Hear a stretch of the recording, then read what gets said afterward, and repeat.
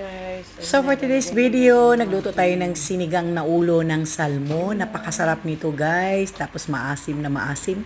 Nilagyan pa rin natin ng maraming gulay, kangkong, pechay, maraming kamatis. Nilagyan natin ng labanos. Siyempre yung luya, hindi natin pwedeng kalimutan para hindi malangsa. Tapos maraming sibuyas, tinimplahan. Napakasarap nito guys, lalo na kapag may hangover ka. Naku, napakasarap ng sabaw. Ayan, gustong-gusto ko yung maraming gulay. Kasi yan yung available dito sa Dubai. So, yun lang ang nilagay ko. Kinakain ko rin yung tangkay ng branch ng kangkong kasi masarap siya at crunchy. Ayan na, malapit na maluto. Malapit na tayong kumain. At as always, yung ating sausawan is naka-ready na. Patis na may lemon at maraming sili. Tapos mainit na kanin. Napakasarap. Thank you for watching. God bless you. Bye!